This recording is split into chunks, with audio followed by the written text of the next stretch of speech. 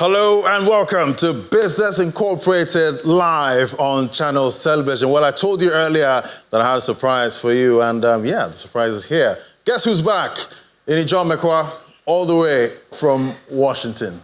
Welcome back. Like, one would have thought the way you said it's a surprise, I'll be wrapped, and then, then you now open the wrap. No time to wrap you up at this point, but welcome back. Thank you. Key takeaways from your travel. Yeah, well, key takeaways, very interesting conversation as usual, but this was different, kind of explosive, and keeps hope alive. It's no longer news that IMF and World Bank turned 80, and that was a major celebration. The call for reform seems to be getting a headway this time around. So I don't know if you saw that last report I sent, where a lot of countries have their own suggestions of what they think should be done to reform the IMF and the world, to make it more fair, to trade the world fairly. You know, we've been talking about the issue of ratings, who rates the developing countries, you know, and all of that. What information do they have? What are the sentiments around it? You know, all of this. Well, so much to unpack, definitely. Talks are on. Reduce debt, increase revenue. All right, I'm going to hand things over now. Laddie, you seem to be in a hurry to leave. I thought you wanted to spend. All right, so that's it. Good afternoon, everyone. Good to be back home here on Business Incorporated. And here's what we have prepared for you for 55 minutes. That's coming your way on Business Incorporated. In Zimbabwe, 9 power projects are set to begin operation in 2025. That's more boost to energy supply.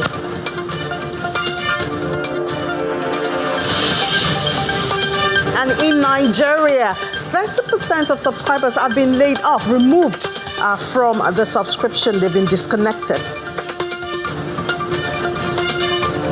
In South Africa, budget presentation is getting a lot of attention. Investors are asking for further reforms.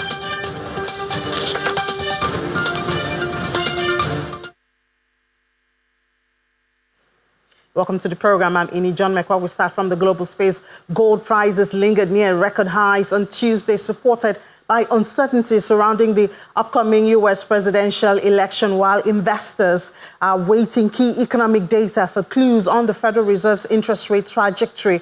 Looking at the numbers right now, we see spot gold is up 0.5%, 2,755, retaining that 2,700 level that it had, I think that was 2 weeks ago before I left, per ounce. And then U.S. gold features still around that range, $2,768.10, up 0.4%. Markets are pricing in about 98% chance of a 25 basis point rate cut by the Fed. Lower rates reduce the opportunity cost of holding gold, while it's also seen as a safe asset during times of economic and political turmoil. Let's look at others right now. We can have other metals. Spot silver is also up more than 1% at $34.08. Platinum up 0.8%. $1,228. Palladium also up 1.4%, $1,047.05. And so that's it for oil. But we're still in the global space. Looking at oil now, prices edged up on Tuesday after a sharp plunge yesterday, 4% down. That was bloody. But we see a continuous recovery now as U.S. planned to purchase oil for strategic petroleum reserve provided support, while investors remain focused on developments in the Middle East. Take a look at the numbers right there. If we could have those numbers. Well, we see that Brent gained 1.33% at $72.37 a barrel, while WTI up almost the same, 1.38 at $68.35 a barrel. Both contracts tumbled about 6% at the close of Monday's trade, hitting their lowest since October 1 after Israel's retaliatory strike on Iran at the weekend by bypassed Tehran's oil infrastructure. Israel had promised that they will not target oil infrastructure, and we see them, it seems like they're keeping to that promise. Now, away from the global space, now we come to Nigeria, and we see that the Chartered Institute of Bankers of Nigeria has held its fellowship investiture with the theme maximizing the potentials of the Nigerian economy, policy options, challenges and prospects. During the event, the president and chairman of the council, Professor Pius Deji Olarinwaju, charged members to exhibit ethics that are worthy of emulation. And also uphold the highest standard of ethical behavior in our pursuit of a vibrant and prosperous Nigerian economy. We can make Nigeria the real giant of Africa, as specified by the African Development Bank, that Africa's economic growth depends on Nigerians' growth. And I told my team that the very best way to go is for us to show good example to the industry. And I know that a lot of our industry major players, MDs that are here today, are following that. E in the legacy is entrenching ethics, professionalism, and integrity. We are aware that there are challenges within our industry, but we are not relenting. We are saying through advocacy, through our various programs, we continue to emphasize the need for us to be ethical. In fact, one of the easiest way of distinguishing a banker from the generator of people is the way they hold ethics and integrity. Also, the G.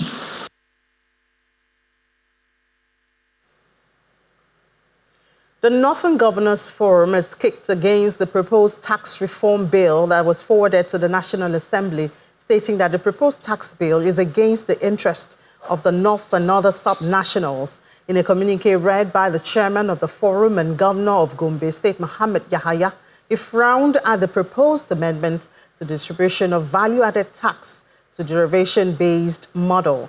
The forum therefore calls on members of the National Assembly to oppose the bill that can jeopardize the well-being of their people, while also demanding for equity and fairness in the implementation of all federal government's programs and policies. Are you ready? Members of the press, are you ready?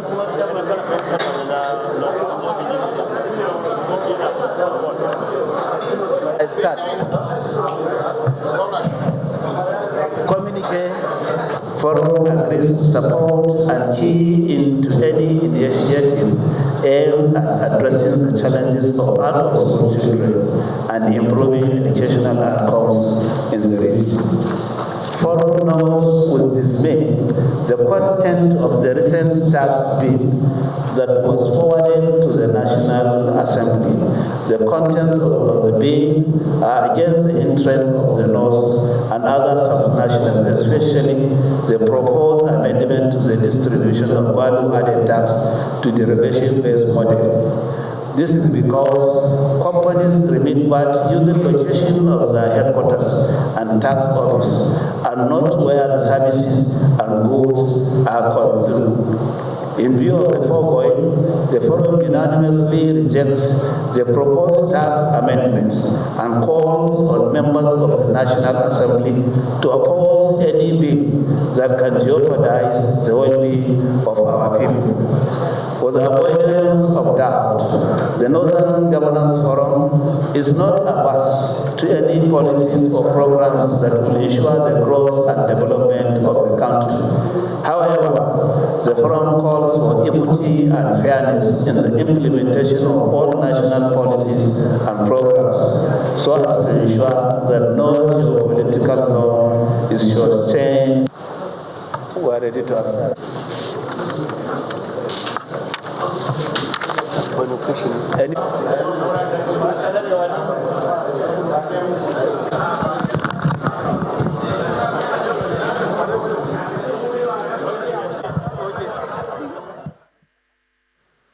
Well, the Northern Governors right there speaking in one voice against the tax reform, VAT, which they say will not pay the people of the North, I guess in other parts of the country also now. The mobile telecom subscription in Nigeria has declined about 30%, and that has happened between March and September. It went from 219 million to 153 million. And this is because the regulator barred some SIM card because of registration and not meeting up with the requirement of the SIM-NIN linkage. I mean, that's no longer news. It's been in the news and there's been extension over time. And so we've seen now that 65 million SIM cards have been disconnected, and telecom subscription has dropped by 30%, is now at 153 million. Should we be worried? Or should we say at least this is a workable number? We're having this conversation now with Oluwole Abegunde. He's a research director at Insight. He joins us right here in the studio. Hi, Oluwole. Good afternoon. Thank you for your time. Thank you for having me.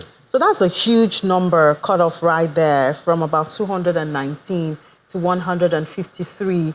But I mean, if we say this is happening because due course or the due steps have been taken, so we can be sure that we have the data of 153 million. Should we be happy with that? Absolutely, we should be happy with that. Let me see the background. So previous administrations, even before this government, have been trying to move the country from that oil economy, commodities, into that digital space where services can be created. And the background for that is telecoms. Now you want to ensure that that space is safe. There is limited fraud and there are challenges. Law enforcement can go to the right telcos to get details of whoever is involved. That is what is driving this. So in 2020, the NCC started that mandate to ensure that if you have a SIM card, you need to link that with your NIN so that if you make a call and there's a problem with that call, we can go to whoever your provider is and get that data out. So the fact that we have about 153 million, that is good. And I don't think the telcos are not happy and they are surprised also. I don't think they're surprised. But that's less revenue for them. Yes, it is, but even for them, it is good. Because what that allows them to do is to manage what they have and create services that can fit into those buckets. One of the things that the NCC did was, or the mandates that they gave, was that if you're under 18 right now, you can't register a SIM card anymore. That means if you're a father, you're a mother, you have a family, and you have kids who use mobile phones, you now have to register on their behalf. What that does for MTN, Globalcom, Nine Mobile, or Airtel is to create a family plan that can accommodate that. That didn't exist before. That's an opportunity they can now take advantage of and maximize. Okay, so you say we should be happy with the 153 million because it should mean that we have appropriate data, yes, and we can maximize the benefit of having our data. But, you know, we still have a lot of questions. When this conversation of linking and submitting your data started, one of the hope or expectation was, for instance, security. People are still getting defrauded and banks are still being used to, get out the money. And we don't seem to be able to get benefits from that. So, I mean, why should I be happy? There's a pruning of the subscription, and yet we don't seem to be getting those benefits. What we should expect that to change drastically over the coming years. Because right now, what the NCC is doing is ensuring that if somebody makes a call today, they can go to the right telcos to go and get that kind of data. Before, I read a report online, one of the dailies, and it was found out that some people have over 100,000 SIM cards. One individual, over 100,000 SIM cards. They can do a lot with that. That is being taken care of now. Who's taking care of it, and how are they taking care of it? No, the telcos have disconnected those kind of lines. Because we still have those calls, you understand, that we know are fraudulent. We still have them going. We still have people using other people's lines to commit fraud and get their money out. So there are various layers to that. So what the NCC is ensuring is that if I, for example, place a call to you and the call is fraudulent, they can go to my provider and get my details. Now, the NCC is not law enforcement. Law enforcement, we know who they are, and they can pursue that with the provider. So what the NCC is ensuring is that that opportunity is available. If somebody makes a call and there's a problem with the call, that individual can be identified. And that can't be done unless you link your NIN to your SIM card. Okay, so now we have the assurance that this 153 million have their data stored. So if I get a fraudulent call and I want to follow up, what do I do? Who do I go to? So you go to law enforcement. I go to law enforcement to get the details? No, to report the call. Okay. Law enforcement will, of course, interrogate you and get the number. Now, with that, they can go and get the warrant to go to whoever the provider is and understand who is this person. And because now we're sure that the NIN has been linked to the SIM card, it means that it will be identical. We can trace, we know the person's name, number, age, where they live. It's kind of details that can help law enforcement do their job. If the willingness is there. If the willingness is there. But at least the opportunity is there for them to be able to do that. Okay. Previously, that wasn't available.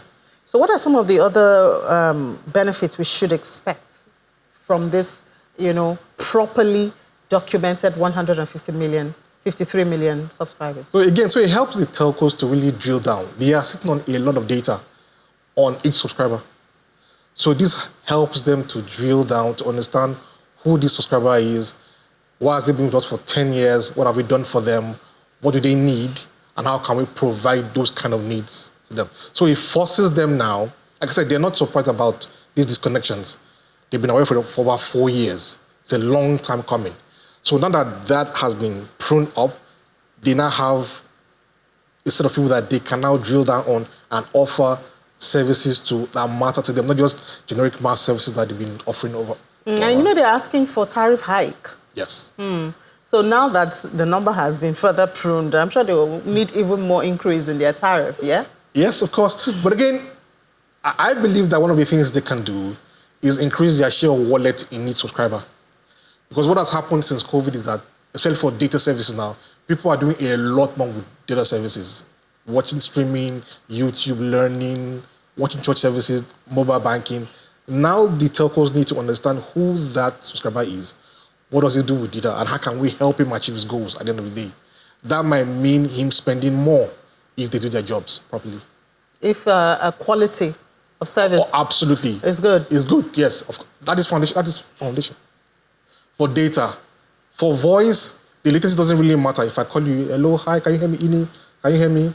But if I'm streaming YouTube, watching a live show, latency is important. So for data, it's even foundational. It has to be important. Have you heard anything about their request for tariff hike? Is it getting any green light? They are meeting with the government. There are talks here and there. It's unending. I know there are campaigns from their side to increase. Government is saying... Yeah, they've even been on our show. Asking for that. So I think the government is trying to look for the best timing for it. In my opinion, it's not an if. Will there ever be a good timing for it? If we want to save the industry, yes, absolutely. We have to. Yeah, we've heard, especially MTN has been very bold in asking for that. But just before I let you go, the thing about linkage to BVN and the fraud that's carried out and people trying to trace their money, somebody loses a phone and all of that. Does this help in any way? Absolutely. Because right now, if for the banks, for example, the BVN, the NIN, and the SIM card are 3 ways that you can be identified. And thank goodness for the CBN policy about open banking. People like the telcos can actually share data with the banks because they also have open bank services. So that can help. So you have 3 points of call, NIN, SIM, and your BVN. They should be able to track whoever is doing fraud on those kind of lines if they do their job. Yeah, they should be able to. Emphasis on the should. And we look forward to when, all of this will work and a whole lot more. Thank you so much for your time. Oluwole Abegunde, the Research Director at Insights. Thank you for having me. Let's take a break. When we come back, we do have the markets and other segments awaiting you. Stay with us.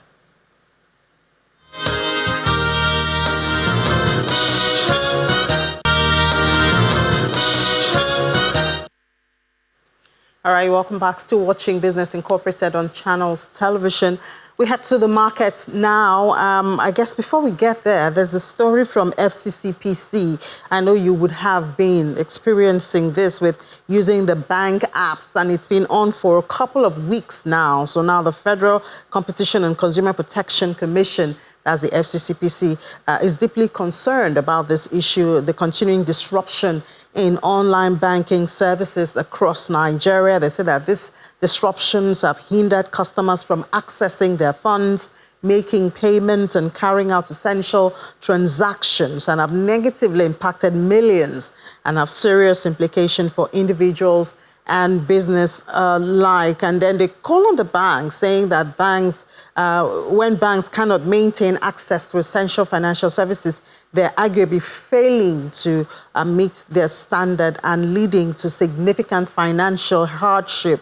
And then the FCCPA further grants consumers the right to reasonable access to goods and services.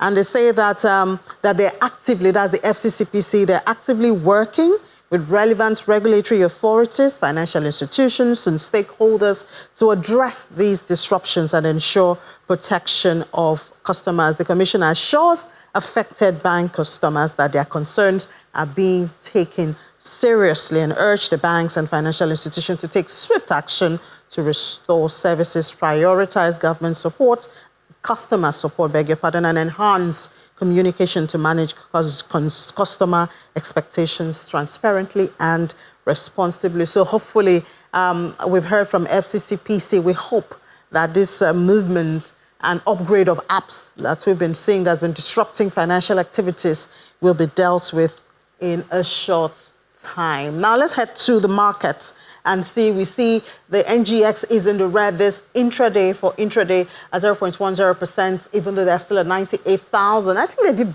more than this last week when I wasn't here. Well, we hope to get that restored. And then for Johannesburg, the stock exchange, it's marginally in the green, 0.01%, 87,655.13. We see other markets on the continent. Egypt is in the red, 0.08% at 30,748.13, while for Nairobi closed yesterday looking good at 0.87%. They've gone up to 116, a level 116.50. Let's go to the Middle East now and see how that market is. We see Dubai following where Nairobi is, 0.87 in the green, 4,576.59. Abu Dhabi is on the flip, 0.02% and 9,305.42. Let's see other markets. There, Tadawul is in the red, while Qatar is in the green at 0.33%, 10,538.92. We move over to the United States.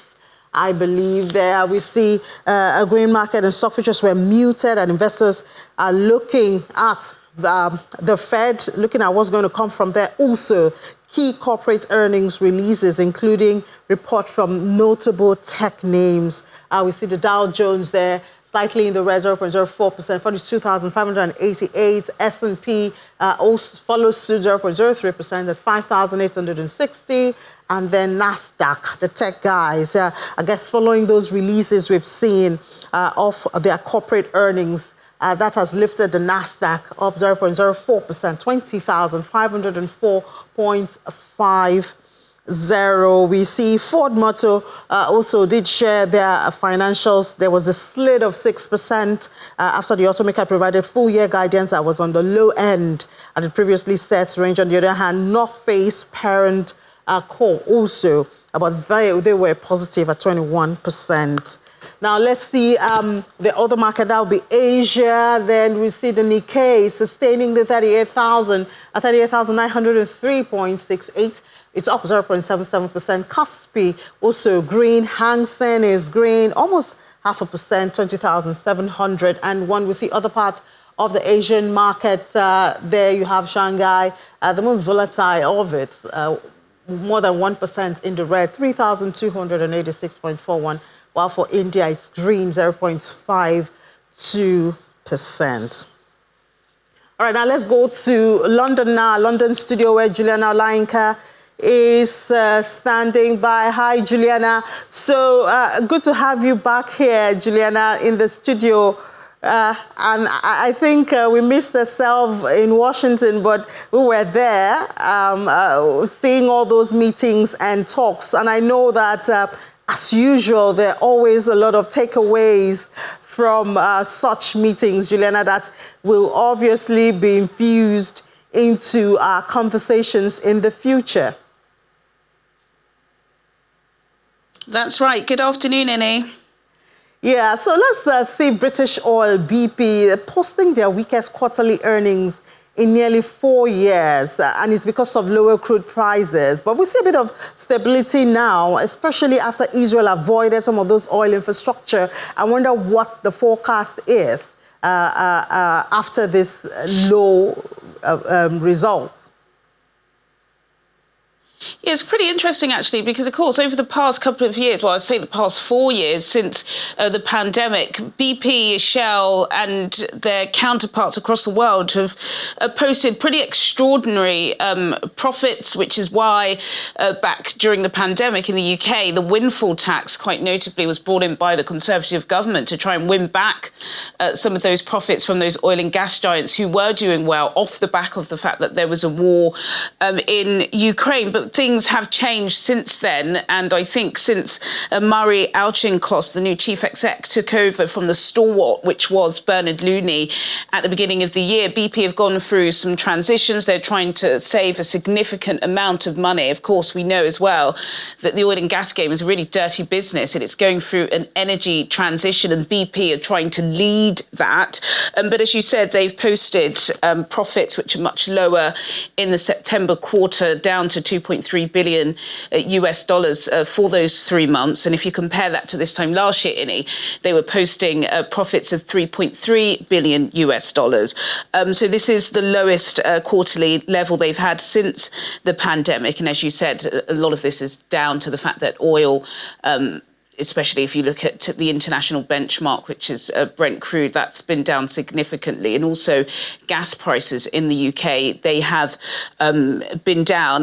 But, listening to the chief exec this morning, he says that now BP want to be a company that is going to focus more on value than volume.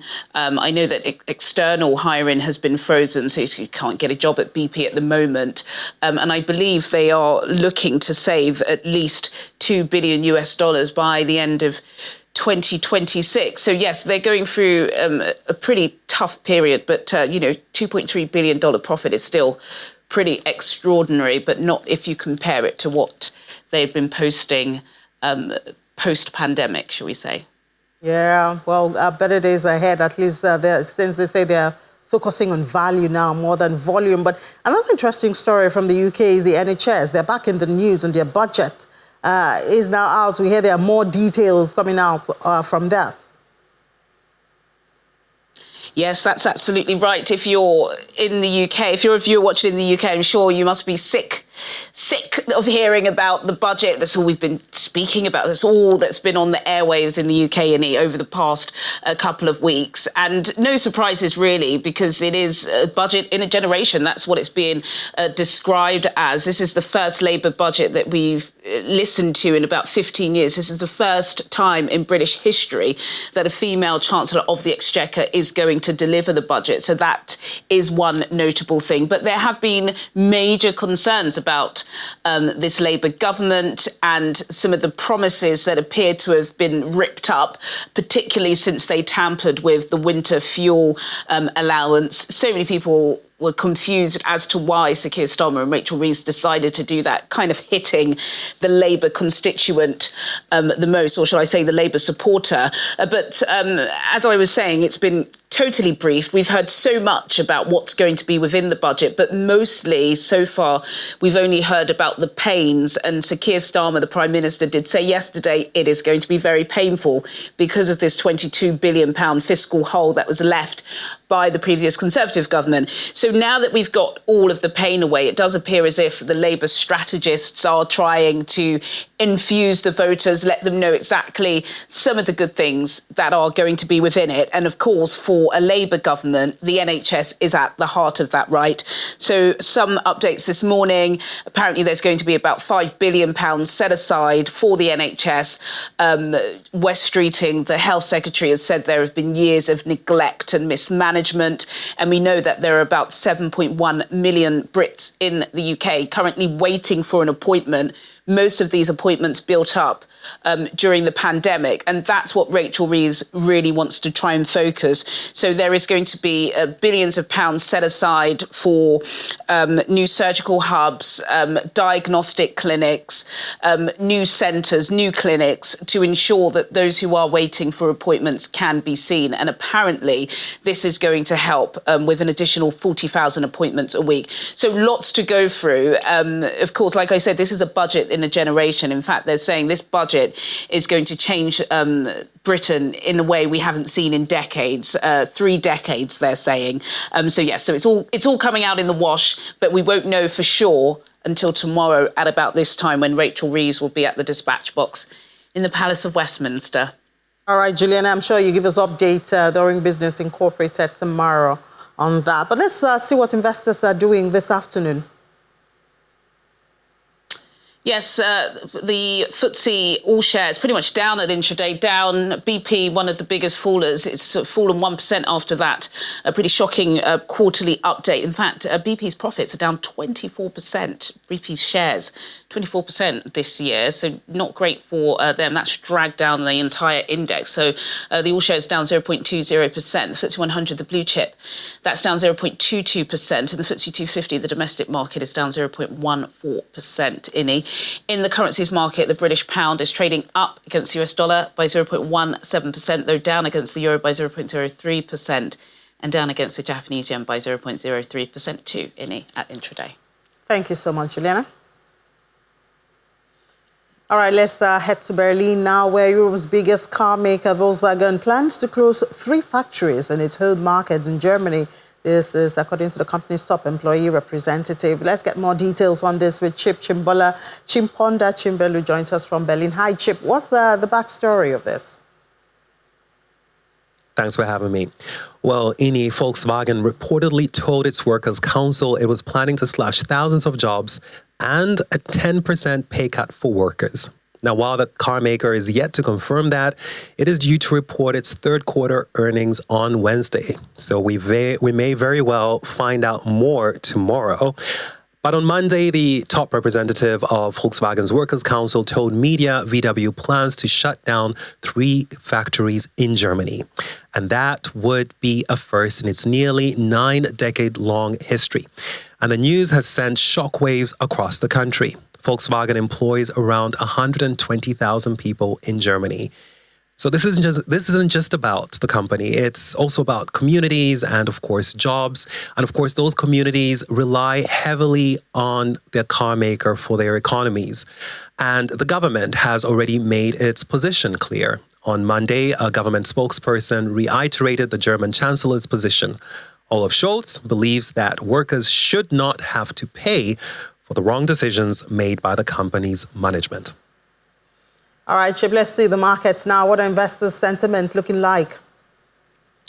Well, earnings will be front and center today. Google parent Alphabet will be the first of 5 so-called Magnificent Seven to report its third quarter reports. Now, the Magnificent Seven have, of course, pushed Wall Street to record peaks this year. So it is 5 of those stocks that are on the radar this week. Meta and Microsoft will post results on Wednesday, and then, of course, comes Amazon and Apple on Thursday. Now, here in Europe, banks will be on the focus. HSBC has announced an additional $3 billion share buyback and an estimate topping 10% profit boost. And Spain's Santander Group is reporting earnings today. Now, the bank sector is healthier than at any point since the global financial crisis. But investors will be looking for reassurance they can trust longer-term earnings as the European Central Bank takes the lead in cutting rates among its peers.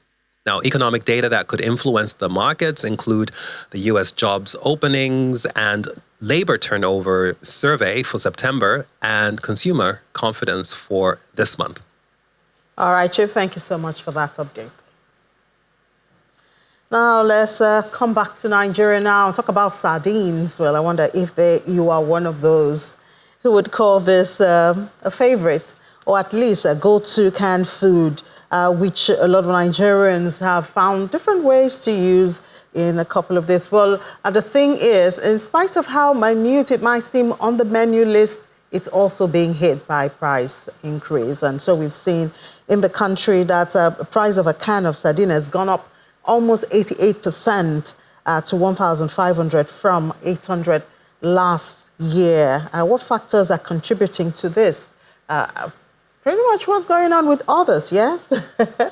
But anyways, so let's have this conversation now with the FCC Financial Derivatives Company joining us, Rosemary, to tell us perhaps what FTC has found to be a major contributor to this. Hi, Rosemary, good afternoon. Good afternoon, Amy. Thank you for having me. Good to have you. So there are a number of factors that influence the price of sardines in Nigeria. A few of them are Nigeria's fishing industry's limited capacity to produce and preserve these pelagic fishes, and rising domestic inflation, exchange rate volatility and tariff adjustments. So although Nigeria does produce a small amount of these fishes, its production capacity compared to the level of demand is low, so which makes the country import a lot of these fishes from countries like Morocco, Portugal, and Spain. So definitely we see exchange rate volatility affecting the price of this commodity in Nigeria. So a weaker naira makes it more expensive to import this commodity, which then translates to a higher prices for consumers. And with exchange rate volatility, with the value of the naira dwindling,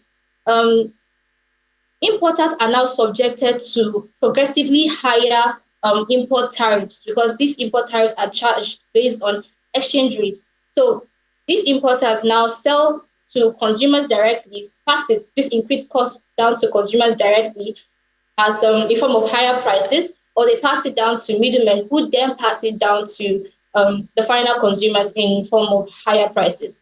Now, coming down to the domestic economy, we look at Nigeria's fishing industry's limited capacity to produce and preserve these fishes. So the Nigerian fishing industry mostly focuses on fresh fishes like catfish and other seafoods.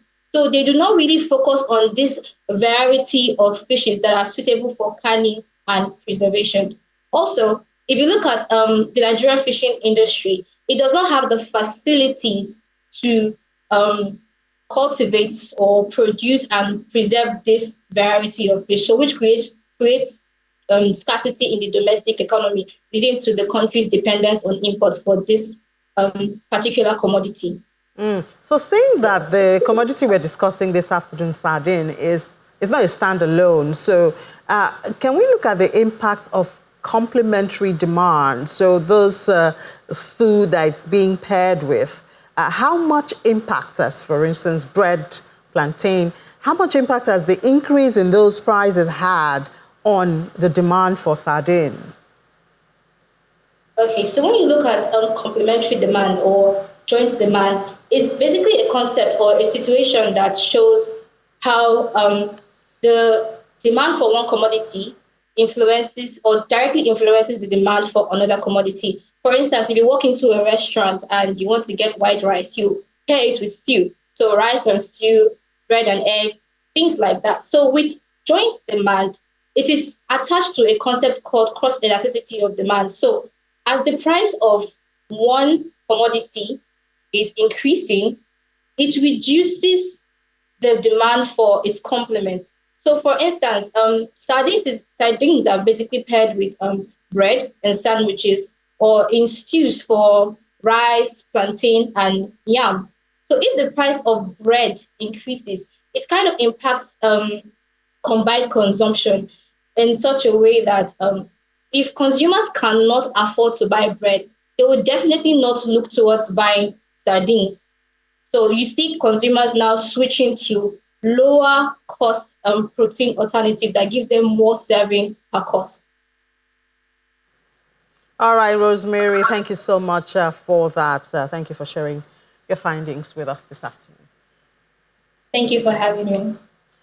Let's go to Zimbabwe, where there's good news coming the way of that country. Energy sector is poised for a significant transformation. That'll be next year, 2025, as 9 new public and private power projects are expected to add 2,690 megawatts to the national grid. This increase in capacity is projected to reduce power outages, which have been exacerbated by the effects of El Nino-induced drought impacting generation to the Kariba South Hydropower Station. The recent investment in energy infrastructure by the Second Republic under the present administration aims to secure reliable electricity for the country's growing industrial and residential demands. And we know that Zimbabwe actually does need a whole lot of that. Now, another African country getting attention this afternoon is South Africa. They're about to present their budget, medium-term budget, as we speak. The Minister of Finance there is ready to present that medium-term budget policy statement in the Parliament. It's supposed to happen tomorrow, Wednesday. The Free Market Foundation is calling on the government of National Unity to undertake significant reforms to the country's trade policies. So I wonder why investors are asking for reform at this stage. Well, let's discuss this now with Martin van Staden. He is from the Free Market Foundation, is the head of policy there at Free Market Foundation, joins us from Johannesburg. Hi, Martin, good afternoon. Good afternoon to you. So, I mean, I'm just wondering, I looked everywhere online and I saw the presentation of budget, the medium-term budget of South Africa calling for reforms. What's the connection? Well, I mean, it's a very important year for South Africa because for the first time in 30 years, the governing African National Congress was brought below its absolute majority in parliament, and that led to the formation of this coalition government, the so-called Government of National Unity, which now includes many former opposition parties. And this change in the makeup of our government has created an expectation for policy reform. I mean, South Africa's economic growth has been sluggish at the very least for a few decades now, and we spend more than half of our annual budget on debt servicing and on the salaries of state employees, there's a very bad return on investment there. Service delivery in South Africa is not great by any stretch of the imagination, one of the most violent societies in the world, despite spending quite a bit on police and so on. And then, of course, our state-owned enterprises, Eskom, once a leading star of electricity generation on the continent. We went through about a decade or two of rolling blackouts. And, of course, Transnet, our transport infrastructure utility, has let our railways and our ports go to waste. So there's been a lot of calls for reform. And now with the formation of this Government of National Unity, this expectation is heightened. Now, unfortunately, the first 100 days, which is when a new political arrangement tends to have its most political capital, was already over in the beginning of October since the formation of the GNU. But in our view, the medium-term budget statement is probably one of the last easy opportunities that this new government has to announce, specifically in the area of spending and of taxes and of privatization, really fiscal matters, to announce reforms. Because the expectation since the formation of the government has now been the impression has been created that actually fundamental reform is not on the agenda, because thus far we've only seen a little bit of a rocking of the boat as far as adequate implementation is concerned, rather than actual policy change, which means South Africa is still spending too much on an inefficient civil service. It is spending too much on inefficient and uneconomic state enterprises, and it is taxing the taxpayer too highly in return for very, very little. So what we as the Free Market Foundation have called upon from the Minister through our Liberty First project is for a return to fiscal responsibility. That means cutting state salaries. That means limiting the size of the national cabinet.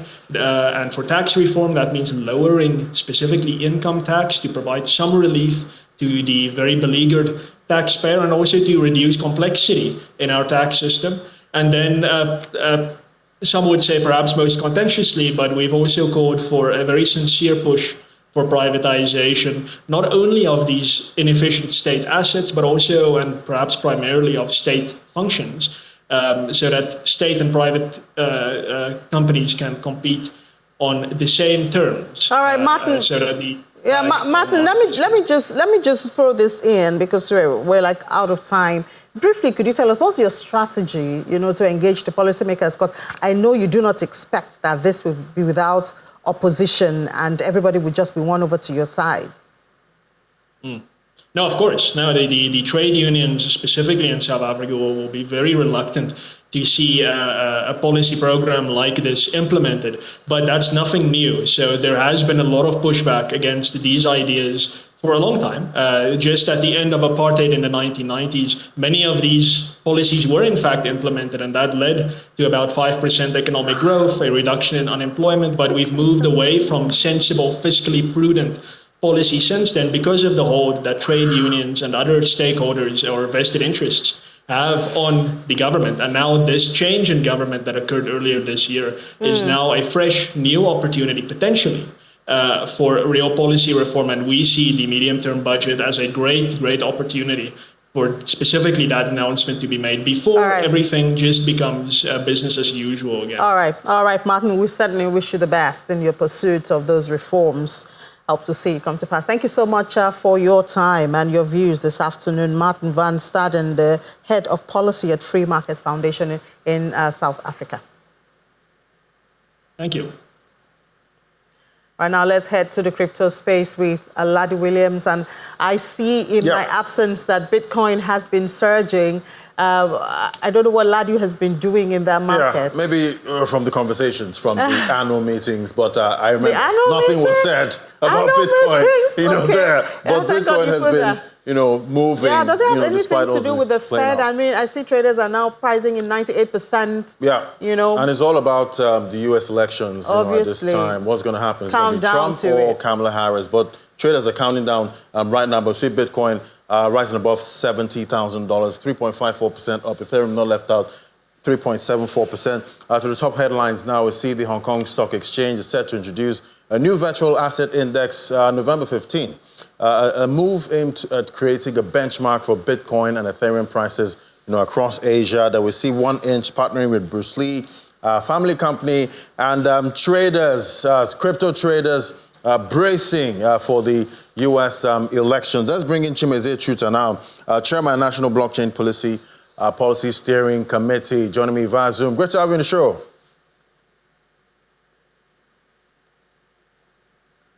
All right, Chimezie, you might have to unmute. I see your mouth moving, but I can't hear you. All right.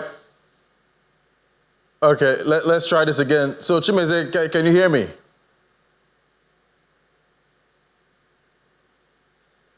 Okay, Chimezie, we'll have to unmute. I'll try and get Chimezie again. And definitely, we see now it's all about the U.S. elections. Traders are trying to wonder who's going to win this election. Is a very, very close ones on the knife edge, at this point. And we see crypto traders, trying to, pick positions, at this time. Chimezie, I don't know if you can hear me now. All right, no Chimezie yet. Then other headlines, we see 1inch there partnering with Bruce Lee family, the famous Bruce Lee family. We see the Decentralized Protocols platform is partnering, with the family to launch a crypto campaign called Take Crypto Seriously. Very interesting one there. All right, Chimezie, do I have you now? Yes. Fantastic. I hear you loud and clear. So it's all about the U.S. elections now for the crypto investors. So talk to me about the candidacy. At this point, whoever wins, is it Kamala or Trump? Which candidate means a dump or pump for Bitcoin?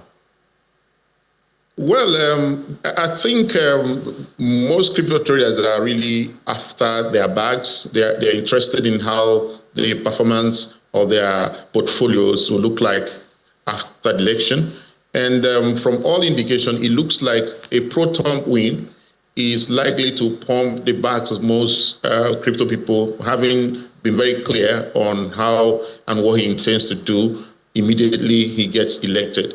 I think most crypto people don't like the face of the guy at SEC, Jerry Gensler, and Trump has promised to fire him on day one. So that and many other things are making it super bullish for a Trump win to drive the next cycle of the bull run. Right, definitely. We'll be bracing and waiting for that. We already see Bitcoin dominance rising at this time. But very quickly now, with Bitcoin dominance going up, is it just cancel or forget altcoin season? Well, yes. Typically, the alts are supposed to be running also. But one of the things you have to understand is that certain factors are really fundamentally making it difficult for alts to move at that same speed. For instance, I'll just mention maybe like 3 or 4 of those factors. The first one is token unlocks.